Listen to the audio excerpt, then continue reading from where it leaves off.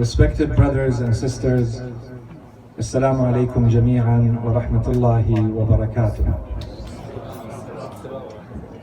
Tonight's lecture will inshallah revolve around the topic of the importance of identifying the right source of information for our religious education. And the theme that we're going to be using tonight will inshallah stay with us over a few nights, but we will address it from different angles. Today we live in a world where we are constantly bombarded with a tremendous amount of ideas and individuals. In fact, anyone who has any access to social media and the media platforms, you're not even seeking out the information. The information is being pushed out to you. You're getting recommendations. And as they say right now, if you don't exist on the social media platforms, you don't exist at all in the world. And everybody intuitively understands this. If we take the example of, let's take a few examples. Let's start with the example right now that has been well known by many experts in the world about one of the issues, a crisis that exists in contemporary societies, and that is the role of masculinity in today's world. So, given the tremendous changes, the social changes that have taken place over the last century, men are no longer able to properly identify the role that they're supposed to play in society. They're a little bit lost. They're not sure of their identity and the role that they're supposed to play. And when the question was looked at from the other angle for women, at least there were the feminist movements and women movements, first wave, second wave, and third wave, that were addressing these issues and talking about them as part of in the public sphere. And these issues, of course, they touch our youth. As part of society, they are as impacted by them. They are not immune to them as everybody else is. So they're looking for answers too. And no one has really been able to step forward and come up with very convincing answers to these questions. And this is where you see someone, let's say for instance like Jordan Peterson, who enters the scene. This is someone who comes into the scene with the prestige of a eloquent and brilliant university professor, well accomplished, with a number of papers and a number of published works, who has a very strong and very proactive public presence on social media and in the public sphere, and who is able to present his own ideas and his own theories about how to address these issues. And in his case, what he says is that, generally speaking, the more freedom you give to a society and for men and women to be who they want to be, the more they're going to resort back and fall back to their biological and psychological natures. So in the case of women, they're going to lean back towards working with people as opposed to men who are going to lean back to working with objects and things. That's the main thesis of his ideas. And I don't want to analyze his ideas right now. I'm just giving one example. If we look in our communities and amidst ourselves and the communities of believers, and we look at people who are a little bit more into the academic research and more theoretical research taking place, we see that a lot of people are currently impacted by a theory or a school of thought or a philosophy referred to as traditionalism or perennial philosophy or perennialism.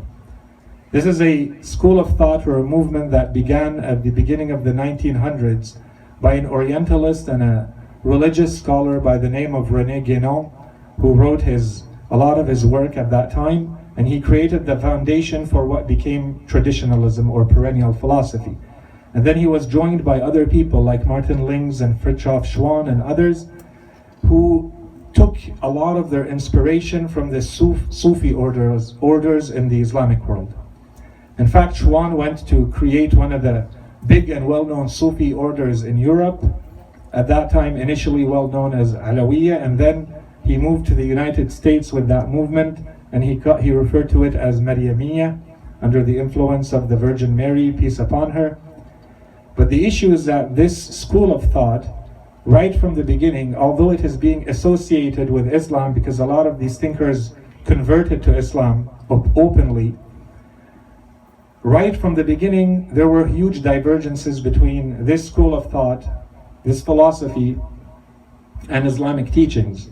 And this got worse and worse over time, to the point where Shuan himself became a very controversial figure, and the teachings that were taking place in his circles, which was openly declared as being inspired by Sufi orders, was now incorporating a lot of elements from the Native Americans, and a lot of elements from Hinduism, and a lot of personal elements from himself, and a lot of very indecent acts that don't even match or are coherent with the rest of Islamic thought and values. For instance, the sacredness that they were giving to nudity and things like that. So the best way to describe this movement is simply to say that he created his own religious sect. Now, why are we talking about this? This is just to say that there are these social, cultural, political, religious movements that take place in a society. And as people who are supposed to be living in these societies, what are we supposed to do? Are we supposed to stay away from these movements, or are we supposed to be aware of them? What are we supposed to do here? We are certainly not saying that it's wrong for anyone to be exposed to these ideas. In fact, as Muslims and as followers of Ahl al-Bayt, we think it's not only important, it's necessary for people to be fully aware of their context. They have to be fully aware of what's going on culturally, socially, religiously, politically around them. The issue, however, that we have is that the youth and the people who are being exposed to these thoughts and these ideas and these schools of thought and these movements, what we're finding out is that they do not have the skill set, and they're not equipped with the tools to assess and to scrutinize what is being presented to them. So they're unable to say to what extent what they're being presented with actually matches or does not match Islamic teachings. They have not taken the time to study whether Islam has any position about these issues or not. So when they're being exposed to, in a very raw manner, to a lot of information, in a lot of cases an overwhelming amount of information that is packaged and presented in a very seductive and nice way, very appealing way, and they don't have the tools to scrutinize it and assess it and see, is this Islamic? Does this match the value system that I'm supposed to have or not? When we look at the manner in which Islam deals with knowledge, Islam does not consider knowledge simply a set of facts and statistics and information that you accumulate in your brain. It does not consider that proper knowledge in the Islamic sense. Knowledge in the Islamic sense is always transformational. This is not to say that these schools of thought or anything that is non-Islamic purely does not contain any good in it. There's no issue with that. Of course it contains some good. But if you don't have the tools, you won't be able to assess to which extent it is Islamic and acceptable and which extent it is not. Let's take an example of anyone who's currently, a lot of you guys, a lot of the faces I see, I know you're studying in university and you will be attending courses on critical thought or some initial courses on philosophy.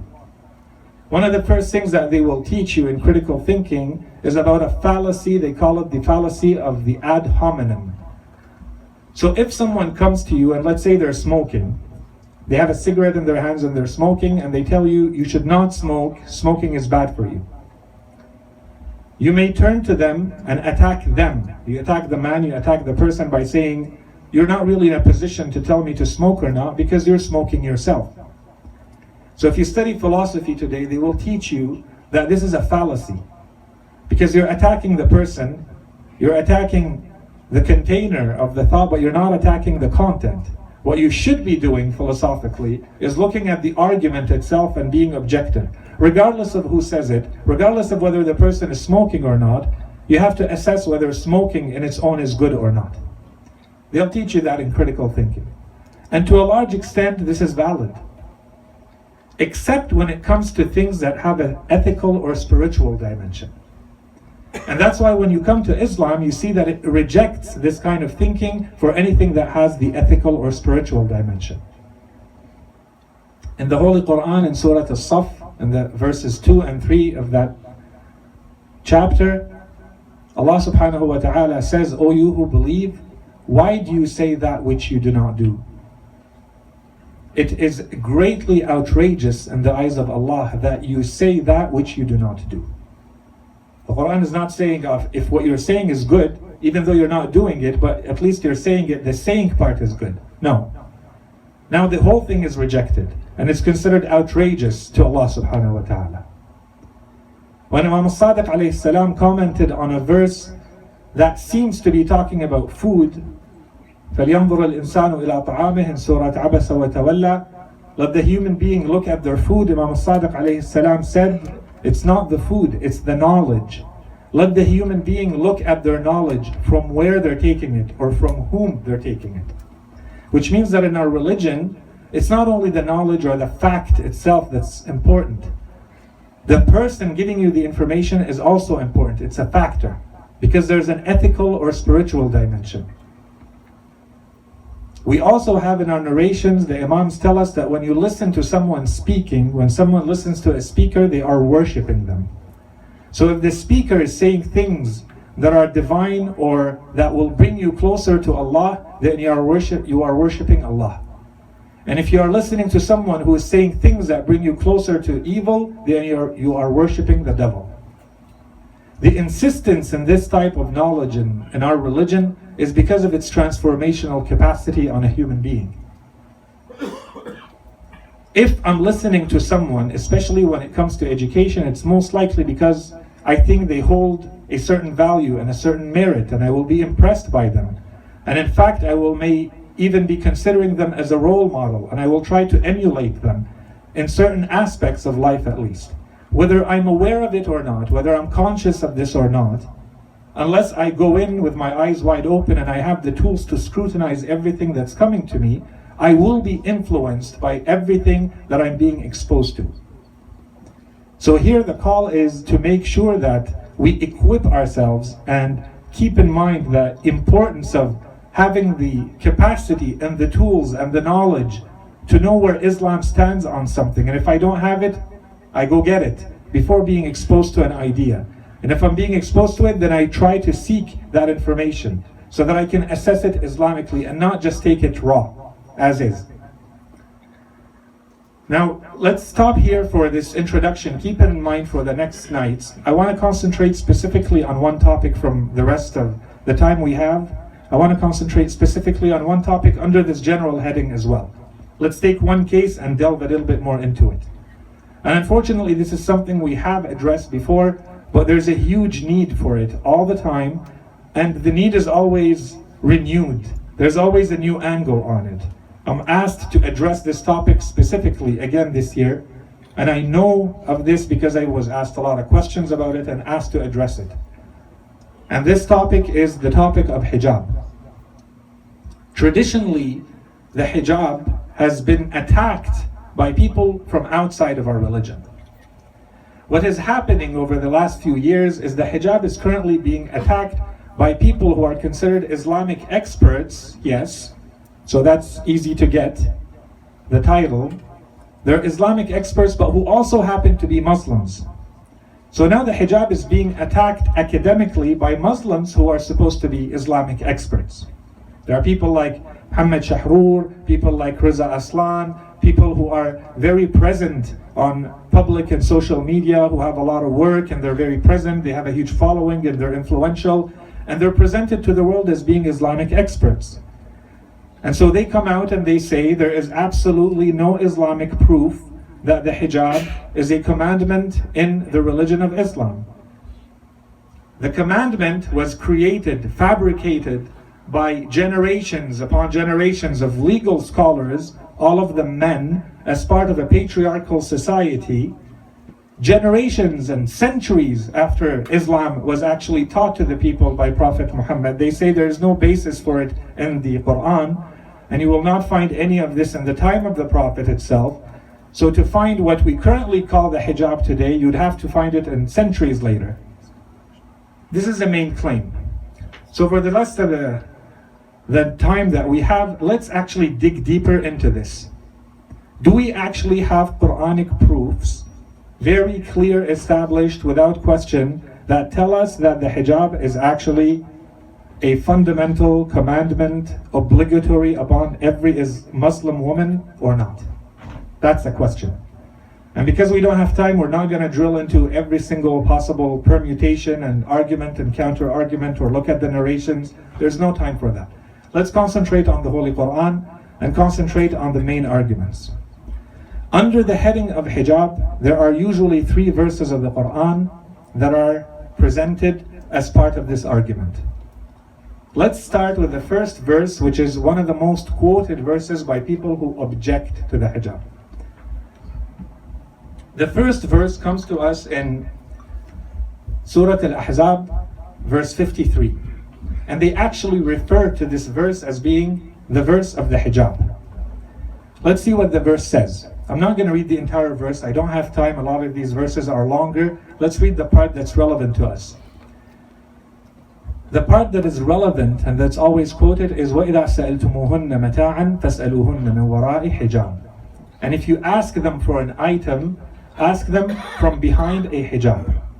What's the context of the verse? The verse starts by saying, O you who believe, do not enter the house of the Prophet without his permission unless you have been invited to a meal. And do not stay unless there's something for you to do there, otherwise leave. This is going to hurt the Prophet and he's not going to tell you.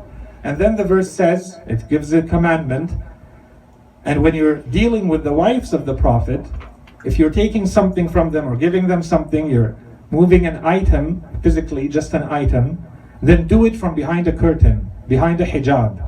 Why? Because this is more pure or more chaste for your hearts and their hearts. This verse actually has nothing to do with the hijab. So now let's make a tiny little introduction before we proceed. Since the beginning I've been talking about the word hijab. Is the word hijab the most accurate word to describe the headscarf and the modest dress? No, it's not. There are much more accurate words, and we're going to encounter them soon, that were used by the fuqaha and that were used by the Holy Quran and that were used by the Arabs of the time. The reason why I'm using the word hijab is because the hijab has become a social phenomenon that is recognized anywhere in the world. If you go and you refer to the hijab, everybody knows what you're talking about. So we want to use the same terminology.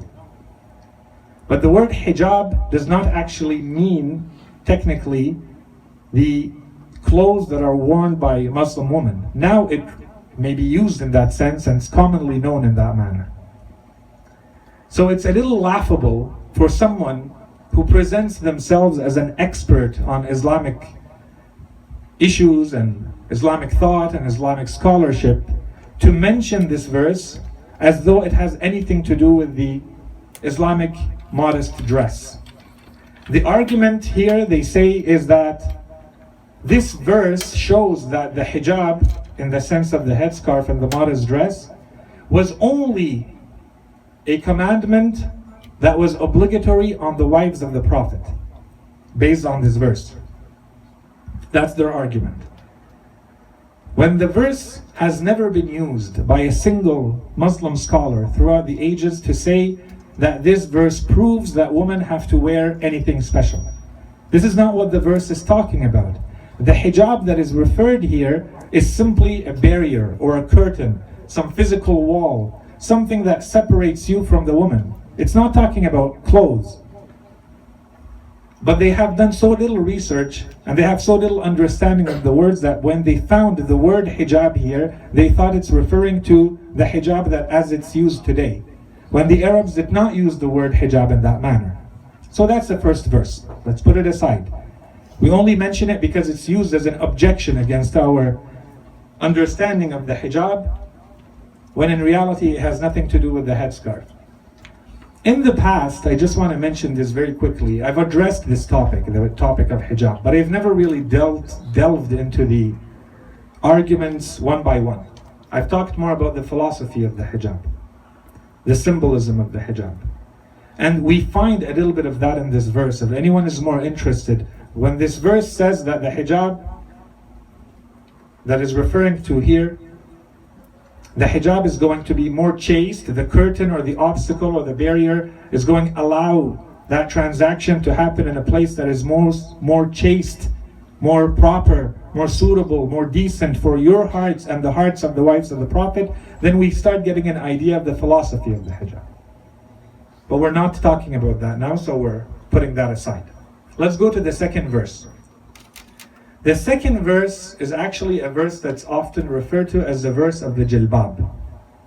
This is again in Surah Al-Ahzab. The first verse was in Surah Al-Ahzab, verse 53. This is in verse 59. What does the verse say? يا أيها النبي قل لأزواجك وبناتك ونساء المؤمنين يدنين عليهن من جلابيبهن ذلك أدنى أن يعرفن فلا يؤذين, until the end of the verse. O Prophet, tell your wives and your daughters and the women of the believers to draw near upon themselves their jilbab. And we're going to talk about jilbab. I'm intentionally not translating the word so that we use it appropriately. So they draw near upon themselves their jilbab. Why? The verse says, so that it becomes more likely for them to be recognized and then not be harassed or aggressed. Okay, so let's start from the beginning of the verse. The verse says, O Prophet, tell who are the people who are concerned by this commandment? Your wives, your daughters, and the women of the believers. So there's no exception here. If you happen to be a Muslim woman, if you believe in God and His Prophet and the Quran, then this, whatever follows, is going to apply to you. The Prophet has been ordered to give this commandment to you. So what's this commandment? The commandment is to draw near upon yourselves your jilbab. So now we have to talk about the jilbab and yudni. Yudni means draw near, bring close to yourself. Okay, that's the first word. Jilbab is what? Loosely speaking, the jilbab is an external garment that used to be worn by anyone in the Arabs, and later it became a lot more associated with women, the jilbab of women. So we have to go back and see, how did the woman, the Arab woman, dress before the time of the Holy Prophet? How were they dressed? So if you go back a little bit in anthropology and history, what they tell you is that the women of Jahiliyyah, even before Islam, the manner in which they dressed is that they wore their dress, a normal dress as you would see today, and it was a little bit open, so you could see the neck and you could see the upper part of the chest. And they wore on their heads a piece of cloth that's going to be mentioned in the next verse called al-khimar. Al-khimar covers the head and the hair. And on top of that attire, they would wear an external garment, a big piece of cloth, large, loose, that goes from about the middle of the head, open completely in the front, just a piece of cloth, goes from the middle of the head, in the back, all the way to about the knee. This was referred to as al-jilbab. A little point to keep in mind before we continue is that when Islam came, it did not say we are going to cancel out everything that exists before. Obviously, Islam came in a culture and a society with its own rituals and its own beliefs and its own practices. And there were things in there that were good. And Islam decided to keep those as they were. It did not comment on them, it did not say remove them, and in certain cases it says keep them. They're good as is. And there were other things in those societies that were completely bad, and Islam removed them entirely. And there were other things in those societies from the time of the Jahiliyyah that had some good in them, but they were not entirely good. So Islam came and rectified them. It says they're good, but they need to be adjusted in a certain way to become Islamic. The jilbab and the khimar fall in this category. The women were already dressed in a way that was already pretty close to what Islam wants from them. But it was not enough. Islam was saying in this case, The jilbab is good. It's just not being properly worn by the woman. So I'm going to come and tell you how to wear it properly to make it Islamic. I want you to keep the jilbab on, but I want you to draw it near upon yourselves. Pull it more to the front so that the other half of your head, which is currently showing with the hair, does not show anymore. And pull it closer to your body so that your body doesn't show in the same manner. Draw the edges of the jilbab upon yourselves. Why? And this is where the issue is. The verse says, ذَلِكَ أَدْنَى أَن يُعْرَفْنَ فَلَا يُؤْذَيْنَ. That is more likely for them that they will be recognized and therefore not aggressed or not harmed. The argument of those who object against the hijab goes as follows. They say that at the time of the Jahiliyyah and the beginning of Islam, the Arabs had absolutely no issues with harassing and aggressing women if they were slaves. But if women were free women, no one would ever dare do anything to them. For all sorts of reasons, we're not going to go into that right now. The point is, there's a distinction in that society between being a slave and being a free person, a free woman. So their claim, the claim of those people who are against the hijab, they object against the hijab, they say the ayah is not saying you have to wear the hijab all the time. It's not for all women. They say that in that society, if you are a free woman, then you're not going to be aggressed. And how do you identify yourself as being a free woman? You wear a jilbab, because slave women did not wear a jilbab. So simply by wearing a jilbab, you're going to be recognized as being free, and therefore no one is going to harm you. That's the argument. Is this argument valid? Well, where did they come up with this entire explanation? Then we start scrutinizing it. They came up with this explanation because when they went back to the books of tafsir, they found a couple of narrations in which this is stated, that if a woman is a slave, she would not wear a jilbab. And if she is a free woman, she would wear a jilbab, and she would be recognized and therefore not harmed. So let's start from the beginning.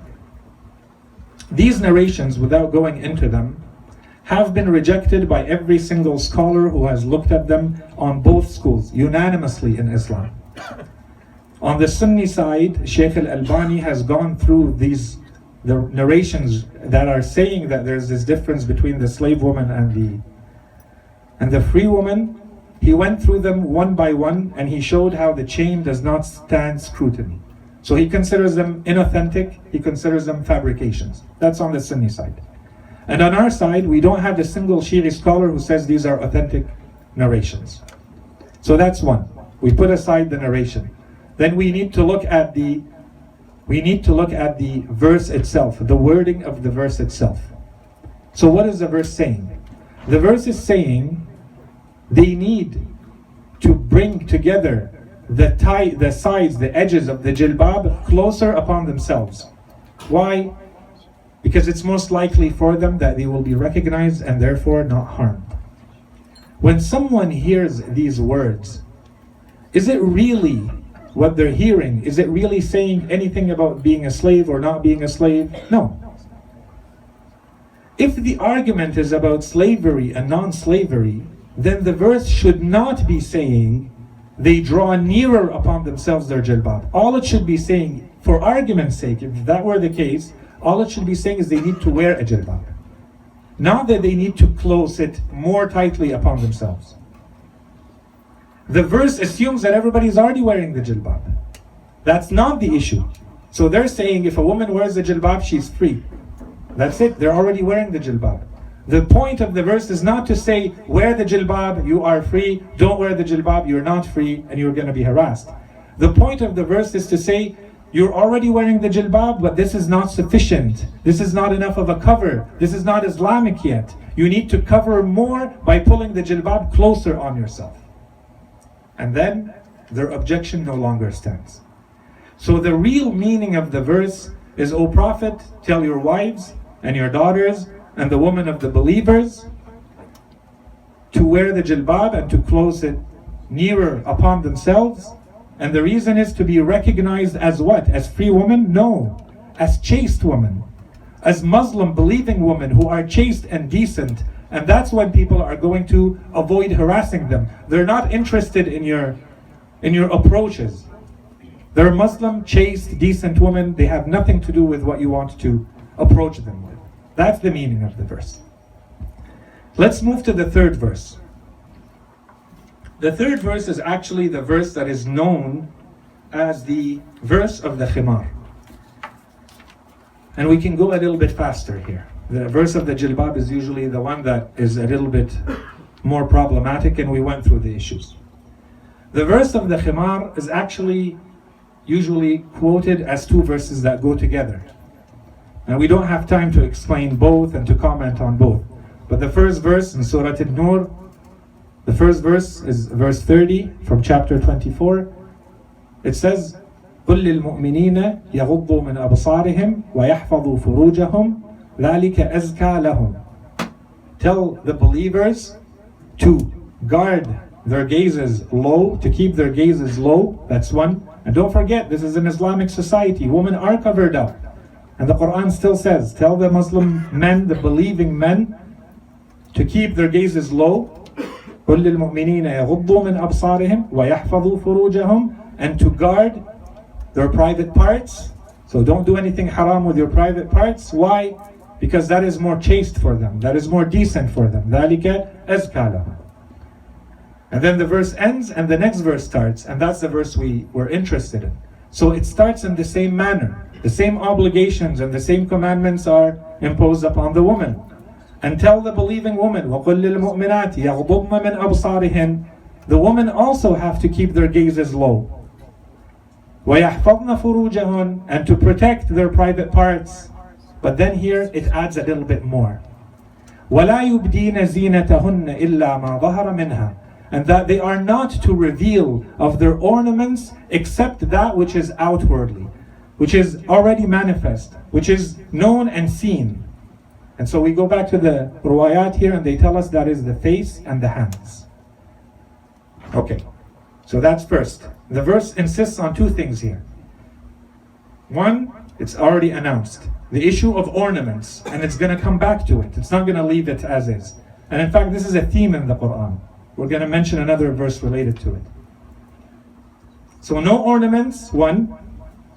And two, the khimar. وَلْيَضْرِبْنَ بِخُمُرِهِنَّ عَلَى جُيُوبِهِنَّ.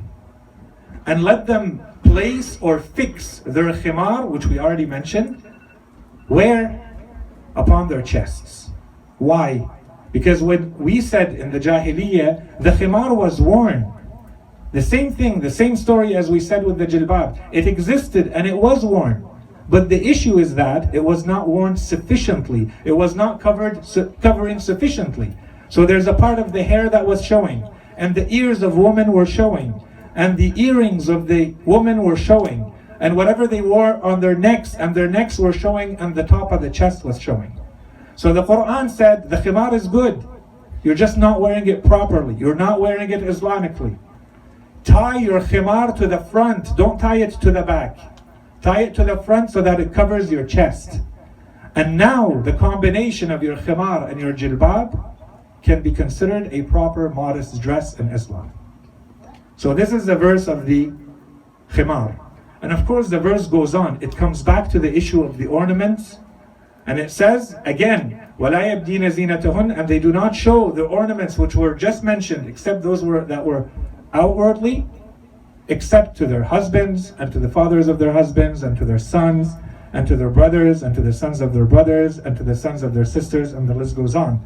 And then the verse adds a little bit later, and tell them not to hit the ground with their heels hardly when they're walking, so as not to reveal their hidden ornaments, because the women used to wear ankle bracelets, and that would attract attention. And I think in our today's societies and cultures and communities, no one is really wearing on a daily basis, they're not wearing the ankle bracelets that attract the attention. Although there are women who wear high heels and perhaps shoes that do make that kind of noise that attracts and seduces the attention, that would fall under this category. Anyways, the idea was that to present the three verses that together are said to be related to the hijab. We saw that the first verse has nothing to do with the hijab. as is commonly known, the modest dress. And we saw that the second verse and the third verse clearly established that the jilbab, the external garment, the loose dress, is an obligation, and that the khimar, the headscarf, is an obligation. I want to add very quickly, to wrap it up, I want to add one more verse here.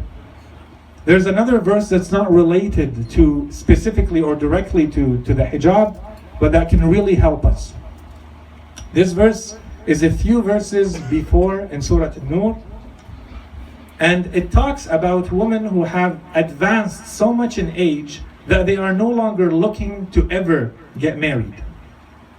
وَالْقَوَاعِدُ مِنَ النِّسَاءِ اللَّاتِي لَا يَرْجُونَ نِكَاحًا فَلَيْسَ عَلَيْهِنَّ جُنَاحٌ أَن يَضَعْنَ ثِيَابَهُنَّ غَيْرَ مُتَبَرِّجَاتٍ بِزِينَةٍ وَأَن يَسْتَعْفِفْنَ خَيْرٌ لَهُنَّ. So the verse says, if amongst your women there are some who have advanced so much in age that they no longer even wish or aspire to ever get married again, then it is not a sin upon them to let go and to put down or put off those clothes or those cloaks. Which cloaks? The cloaks that are mentioned, the khimar and the jilbab. When you reach that age as a woman, this is no longer an obligation for you to keep wearing the khimar and the jilbab. You can put it off with a condition. غَيْرَ مُتَبَرِّجَاتٍ بِزِينَةٍ. Even in that state where you're no longer required to wear the khimar and the jilbab, you're not allowed to ornament yourself. You're not allowed to wear the makeup and to smell good and. Even in that condition, this is considered haram. There's a condition. So you're allowed to let go of the khimar and the jilbab so long as you're not mutabarrijatin bizina. You're not showing the ornaments. But the verse adds, وَأَن يَسْتَعْفِفْنَ خَيْرٌ لَهُمْ. But if they decide to maintain their continent state, their chastity, their conservative state, that would be preferable for them. What does this verse tell us? This verse tells us as a corollary, if it is no longer a sin for these women to be wearing, it's no longer a sin to let go of the khimar and the jilbab, it means that for the other woman, it is a sin to remove the khimar and the jilbab. So if there's any issues, this verse, when it's combined with the other verses, clearly establishes that in the Quran, there is absolutely no doubt that the Quran prescribes as an obligation upon every Muslim woman to wear something that falls under the definition of khimar and jilbab in this manner and without external ornamentation. That's what the Quran establishes. Allow me to add two little points and then we are done. The first point, if we want to be very objective, anyone who looks at these I think would reach the same conclusions as us.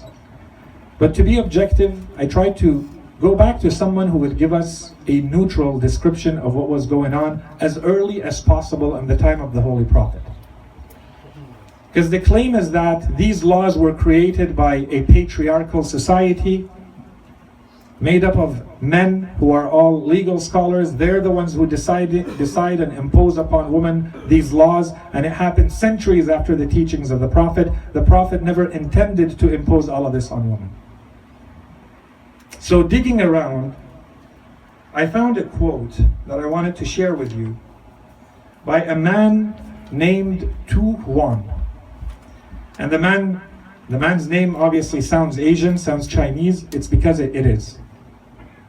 That man was actually a soldier in the Chinese army who was fighting a Muslim army, and he was taken captive in the Battle of Talas.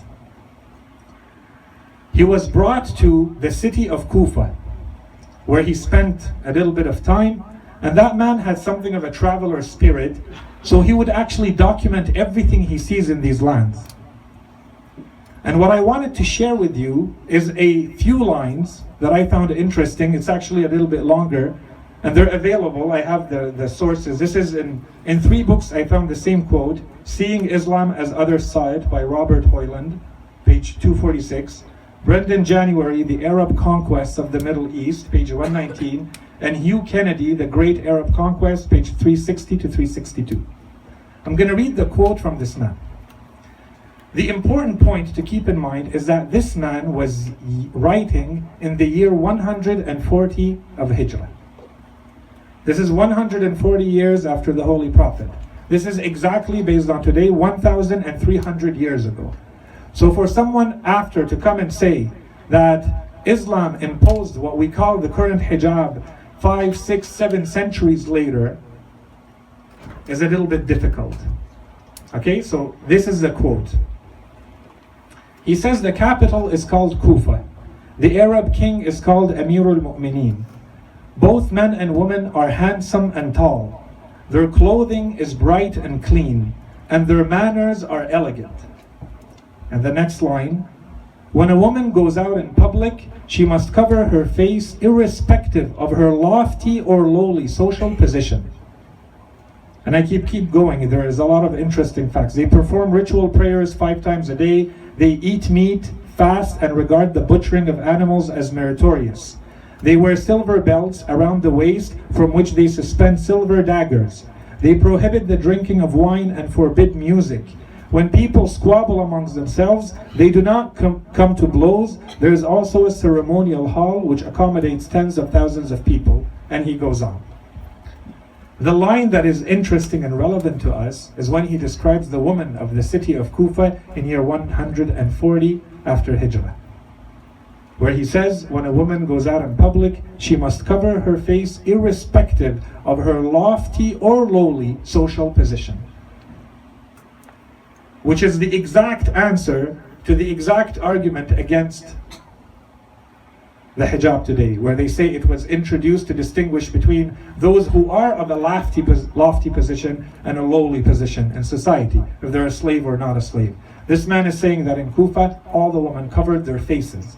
Now we're not saying every woman has to cover her face, but we're saying the hijab existed as early as that, as it is documented in history by people who are completely neutral and have nothing to do with the religious and theological implications of the hijab.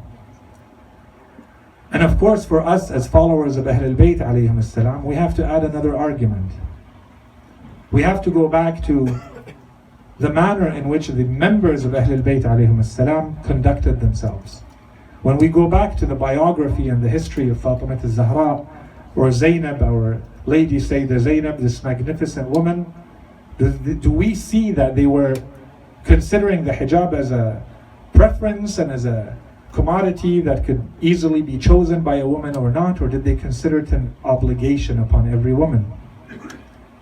And can anyone really look at the role that Lady Zainab alayhi salam played as the partner of Imam al-Hussein alayhi salam, carrying half the load of his mission all the way to Karbala, and that the role that she played after Karbala, the brave and eloquent and amazing sermons that she gave in the palace of Yazid and elsewhere, can they really be considered as an impediment to the woman who is wearing the hijab?